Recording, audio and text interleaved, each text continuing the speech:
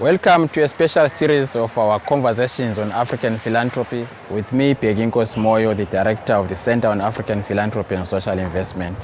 We are shooting this special episode at the margins of the East Africa Philanthropy Network Conference in Zanzibar.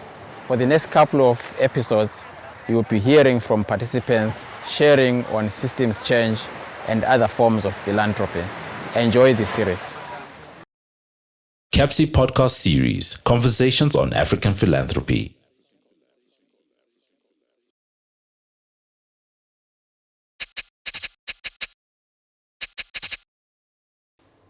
Welcome to yet another episode on Conversations on African Philanthropy with me, Bhekinkosi Moyo. We're shooting this episode as part of a special series in Zanzibar at the margins of the East African Philanthropy Network Conference.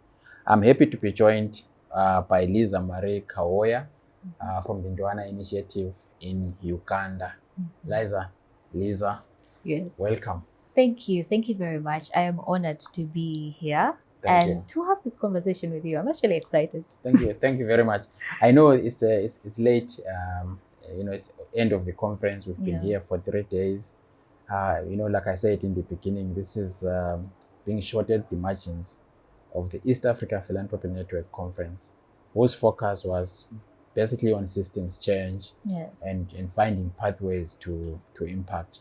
What's your takeaway as a participant? That I saw you were moderating some panels, but you've also been taking part in other plenaries, etc. What are your takeaways as you go back to Uganda? I think taking this or being here and having this experience, interacting with different people, I have gotten to understand that the value of cultivating trust through empathy and not only taking trust as an accountability measure, but taking trust as cultivating meaningful relationships, even within the community as well. Not only at the stakeholder, partner to partner and the donors and the different people, but also within the community themselves, that they have a voice, and we need to cultivate that trust through empathy to work with them. So that's one of the biggest takeaways I have taken. Did you make any meaningful contacts while you are here? Usually such spaces are spaces also for networking. Yes. Did you network enough? I think I did. I didn't come with this whole mind of, I'm going to look for a donor or something of the sort, but I like to have conversation. I like to have real conversation with people to just get to know them. And if our values align, well and good, that's amazing. But I believe that everyone needs a listening ear. Someone needs deep conversation. Someone needs to get to know them, but also for them to know you. So I did. And I think one person I had a really long conversation with was Brian Kagora. Kagoro. And it was amazing to talk to him, especially with his intellect, but also in other aspects of life. It was beautiful. He's one of the most seasoned, I would say, personnel right now in the space, especially on African issues. But let's talk about the Dwona Initiative that you founded. When did you found this initiative? Where and why? I will tell you the whole story properly. So Dwona Initiative means my voice.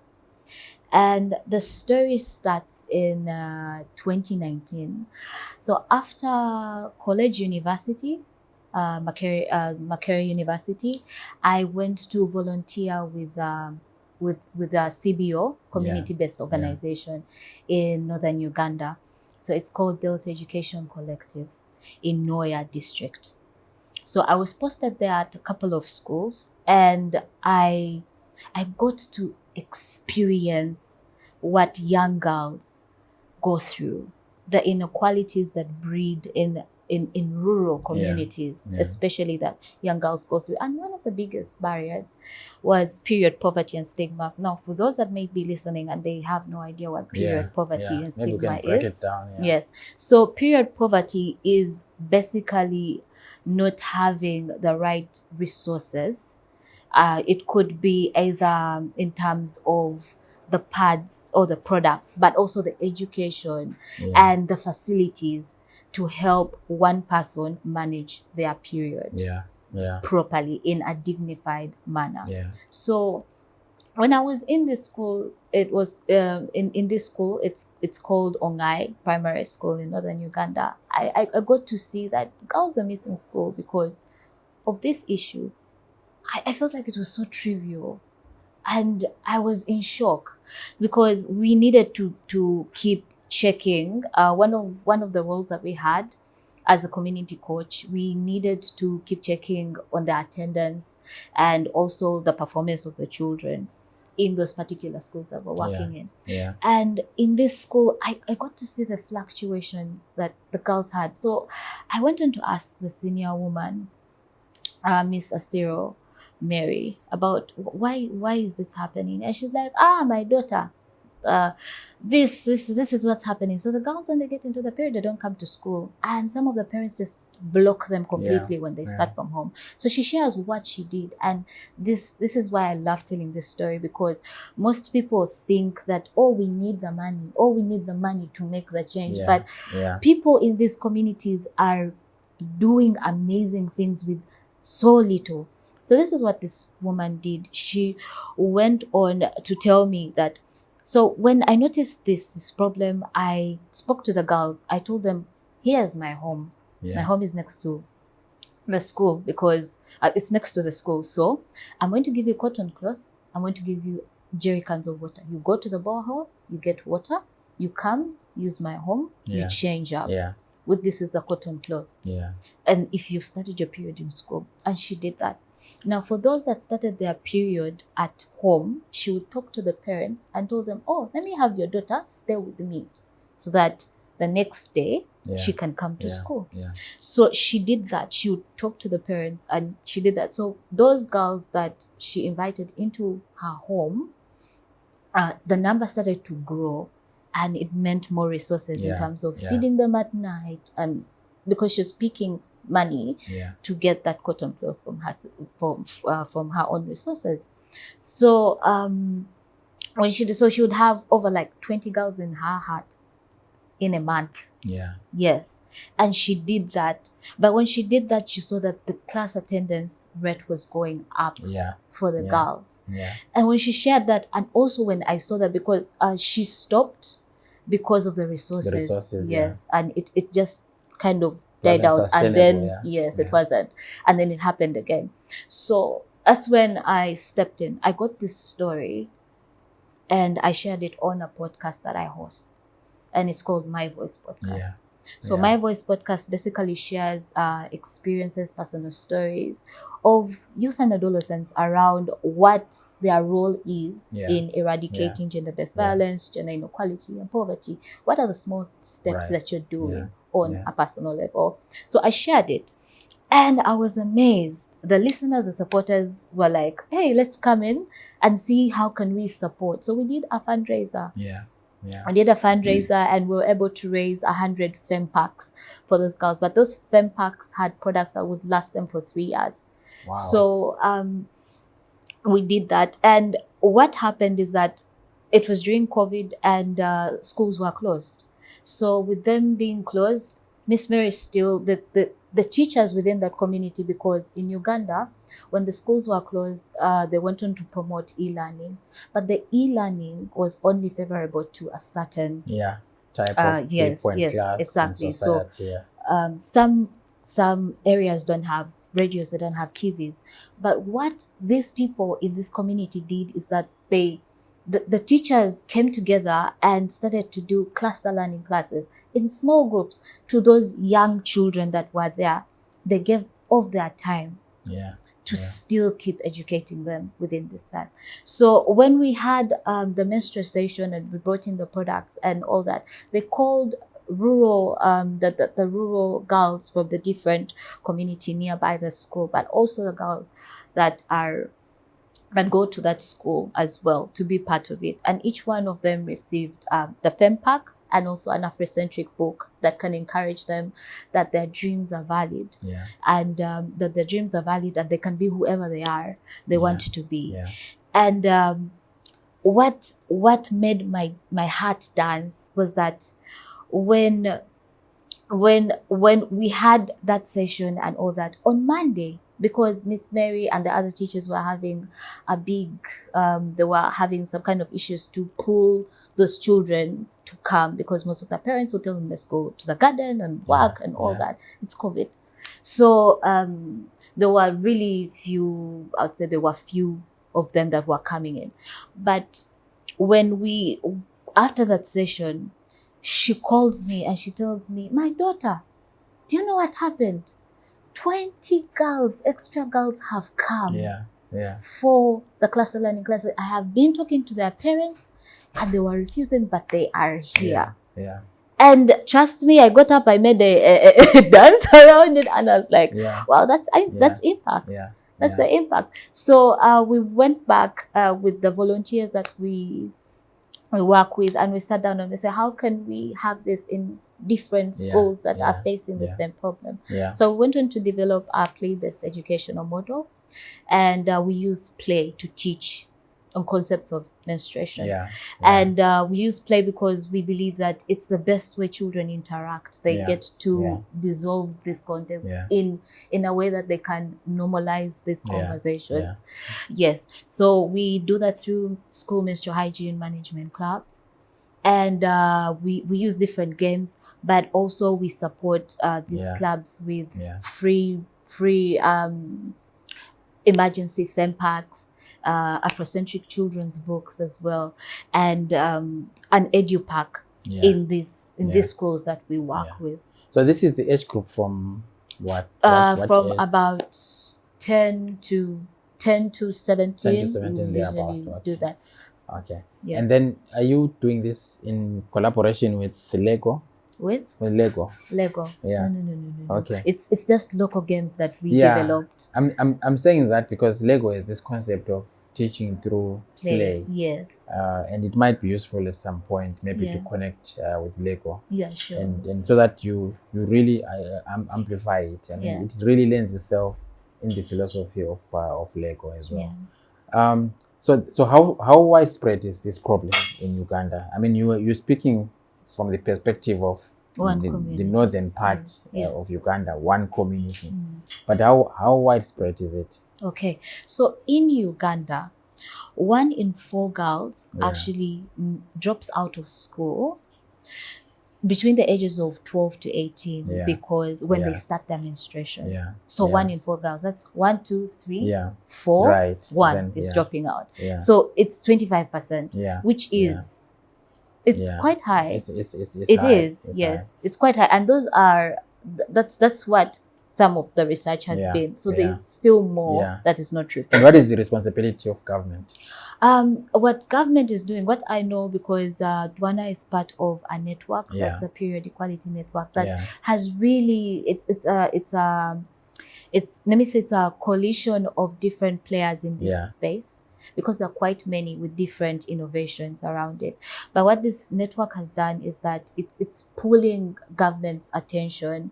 And for example, the Ministry of Education and Sports, the gender unit, now actively involves in especially advocacy to see how can we come in to either have to popularize these school menstrual hygiene clubs, to popularize the conversation around menstrual hygiene. And we are seeing that it's getting traction within the country, within even from the grassroots to the government itself. So it is that they are coming in. They're getting part of it. And so why did you opt for the name Dwona, meaning my voice, in naming the initiative? Okay, so it stems from a personal experience from when I was younger. So at the age of 4, I lost my father. Yes, and I witnessed, I would say, my in-laws come in and take everything. Like nothing, everything that they had built, they were taking everything. And my mom had seven 7 of us, with me being the 7th. Yeah. And first and foremost, she is a housewife, and my dad was the breadwinner. Yeah. And also, she didn't have that much of an education. Yeah. So, no matter how little I was, honestly, some memories are very vivid. Yeah. I saw my mom voiceless. I saw her fighting a battle that she was losing. Yeah. Yes. Yeah. And that stayed with me, and I contribute that, I would say, and many other aspects and experiences I have gathered in my life to why I am in this space. Right. I have had experience working in educational organizations, and I have seen that through the pathway, education and entrepreneurship are powerful pathways for people to reach their fullest potential. Yeah. So when I was working with this organization, and I saw that there's still those barriers. Yes, we are advocating for education, but the ecosystem within, we are trying to pull people to go to school, but there are those barriers around them that are blocking these people to do that. Because you can still ask, we have these conversations with these young girls, and they want to be someone. Of course. They want to be someone. They want to be somewhere. They have a dream, but their voices are silenced by those issues. Yeah. So that's why. Yeah. So I would just ask, has your mother found peace after this incident? Yes, she has. Okay. Yes, she has. And she's really a really powerful woman. Yeah. Because she has come to build from almost nothing to something. I mean, if we have, I think after this we have a coffee or something, I think you'd be amazed to what she has done. Yeah. She has started up businesses. Yeah. She's now an employer. Right. All that. So it's amazing, and I'd say yes, she has found peace. Great to know, because the patriarchal system is always so disempowering to women, and also some of the practices just don't make sense. But glad that she has come out of it and she's doing great. And so in your work, do you feel constrained as well? Come again? Do you feel constrained? Do you face many barriers in what you are doing? Do I feel constrained in the work that we do? Maybe the constraint would be, especially if the fact that we're a young organization, and when you go out, you're doing work in the community, but because you're young, and some players are of a certain age, they don't take you that seriously.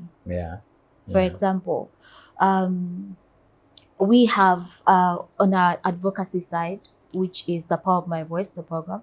So we have an art advocacy campaign called Let Art Be My Voice. So we got an opportunity to, when I was, what we do is we use art as a tool to get commitments from the community, but also to educate on harm and abuse in our society, tailored to what form of gender-based violence that is prevalent in that community.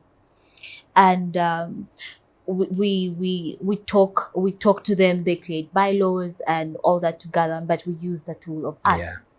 And these canvases are put, for example, on a famous mango tree in the community, where they know, or a border stage, and they know that it's been the community, but plus also the community members, but also the leaders as well, that are making these commitments, and this is what they are putting out there on this issue. So before we got a partnership with the Ministry of Local Government, with support from EU UNDP, when we were sharing this idea, they were like, art, so what? They're going to paint things. You're going to see big people painting things. What is that? And yet we got to see that not only at the school level, but even from the community leaders. Yeah. They were able to voice out some things using art. And art is therapeutic at most. They were. And how is the involvement of the corporate sector? The corporate sector in what you are doing? Because a lot of it could really be, taken from the corporate social responsibility budgets of most companies. Because all you're asking them for is the support and donations to just help these young girls. Yes, so we work with Stanbic Bank Uganda, and they have really, really supported us, I would say. We've come in to work with them. They have one of their priority or thematic areas that they support is maternal health. And their involvement as well in menstrual health is coming in. So they have come in to support, but they also supported the art campaign as well. We started it through the 16 days of activism, and they've been really, really good to support us. Are there companies that are operating in the community or the area or the region that this school is located in, other than Standard Bank? Other than Standard Bank, the companies that are in that area, we haven't yet gotten collaborations with them. It might be useful for you and your team, and even some of your advisors to think about that, because from a corporate social responsibility point of view, companies that are located in a particular locale have a responsibility to give back to that community. And this could be one of the initiatives that you put to their doorsteps. What about philanthropy in general? Okay, so philanthropy in general, I would say, to me, philanthropy is giving. And not just when you talk about giving, definitely the first thing that comes to most people's mind is money. But to me, it's a STEM. So that's your skill, your time, your effort, and your money. And that's how I would sum it up. And I really think that philanthropy is really instrumental in what we do, because we are interdependent. We can't have social change without social exchange, and our relationships really, really matter, because I would say that we are not self-sufficient, we are not self-made. We need people through our journeys, and philanthropy speaks that. It shows that we are not alone. People come up together. We've grown up in communities where there's a feast and everyone comes in, or there is a drive and they're like, okay, fine, we are going to collecting clothes for people and we're giving it to them. I recently had a conversation with one of the people that was in outside distant in my childhood, but she used to open up her home for us to come in and eat and play all the time. And I met her again. It's been like, I think, over 20 years since I saw her. And I went back to her home just last Friday. And she said, wow, I'm surprised you're here. I haven't seen you. You're married and you're big. Oh my God. And I'm like, yes. And I told her that whenever I go through this road, your name is here. Because of what you did when I was young. You opened up for us. You did that. And she asked, but that's normal. And she told me, when we were growing up, we would go to our neighbor to do this. We would call, because there was a Catholic church next to them. We would know that this person is from the Catholic community and would have lunch here, lunch there, lunch this. And that was it. But you see that philanthropy is within us. It's within the different aspects of how we've grown up, especially as Africans. Yes, that's a beautiful story, because as you can see behind you, is that banner that says Kisima African Giving Platform. We showcase stories like the one that you have just told, because everyone has a story of either giving somebody or benefiting or knowing somebody who has given to others. But I wanted to ask you, because we are about to end. I wanted to ask you about what really drives you to do this kind of work, and do you see other young people driven the way you are in Uganda? In Uganda. So what drives me, I would say that I have a deep burning desire Yeah. to have women's voices lifted. Yeah. Yeah. And it's just like what I shared with you Yeah. about my mom. Yeah. Yeah. Yeah. Because I have seen her struggles. I have seen that. And even being in the community, even being a woman myself, Yeah. I know what it is in certain parts or in certain things that we do. Yeah. And it drives me to see that I'd love someone to be themselves, to be the very best versions of themselves. Yeah. And not utilize the look back potential. and and not look back and say that this limited me. This held me back. Yeah. So that's what drives me. Yeah. It drives me to see that impact, because when things like that happen, let me tell you, I make those dances. I really do. When I see, for example, a bylaw has been passed in a community, So or what kind of a dance is that? Must be Maganda. Maganda. But yes, it does. And we're interested now. We want to see how does it go? How does it look like? I will do that one. Yes. Okay. But but that's your way of celebrating. Yes, I really get happy. Yeah. And I love that I am in this space because it connects with me deeply. You know, I wanted to ask, because the North in Uganda has gone through such a horrible time with the conflict and everything. If I'm right, the conflict is not fully over. And so these girls are not just facing the challenge that you are talking, but they are also living in this traumatic experience where there's forever that possibility of an attack. So that's really. Are you from the North yourself? No, I am You're not. Yes, I'm from the Central. Okay. Yes. And people always think, whenever I tell them, they think, oh, are you from them? Yeah. Okay. But are you doing something in Central as well? Yes, I am. Okay. So we started in Noya district. Now we're in Mukono, Wakiso, and Kayunga. So we are in 4 districts now. And your podcast, what's the name? Would you mind if we link it to your interview? Yeah, sure. There are 2 podcasts. There's one under a research organization that I work for. That's the Thinking Watermelon Society. That's the Ha Media Network Africa. We just talk about, what we talk about is basically issues around women, but we amplify